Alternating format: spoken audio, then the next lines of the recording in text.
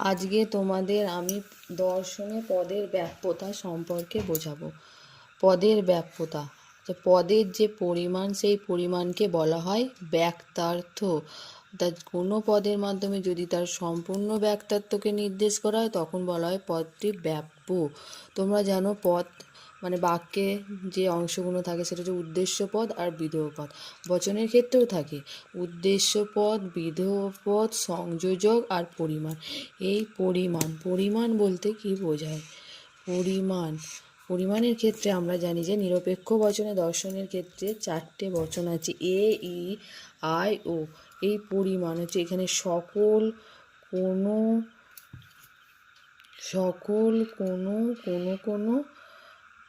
এই যে কোনো এই সকল, এটা হচ্ছে সকল হয়, আমি বলেই দিয়েছিলাম আগের ভিডিওতে, এটা হচ্ছে এ বচন। কোনো নয়, এটা হচ্ছে এ বচন।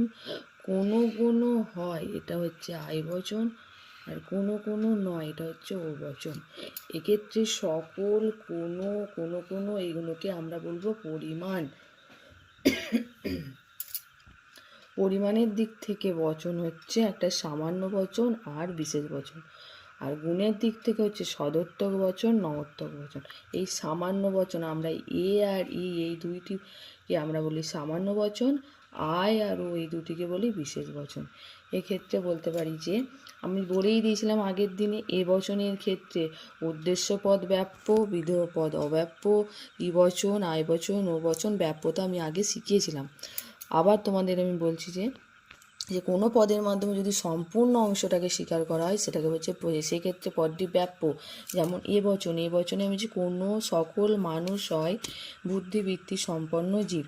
এখানে এই সকল মানুষ, এই মানুষ পদটি সকল মানুষের ক্ষেত্রে বুদ্ধিবৃত্তি সম্পন্ন জীব সেটা স্বীকার করা হয়েছে।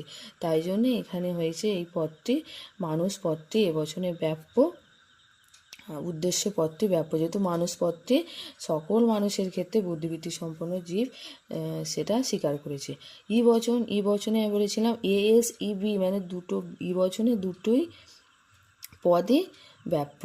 কেন? অন্য জীব, এক্ষেত্রে কোনো মানুষই বুদ্ধিবৃত্তি সম্পন্ন জীব নয়, এটাকে কী করা হয়েছে? অস্বীকার করা হয়েছে। তাইলে পুরোটাকে অস্বীকার করা হয়েছে, তাই জন্য এখানে হচ্ছে মানুষ আর বুদ্ধিবৃত্তি সম্পন্ন জীব দুটোই হচ্ছে ব্যাপ্য।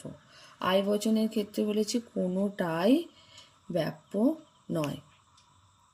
কেন?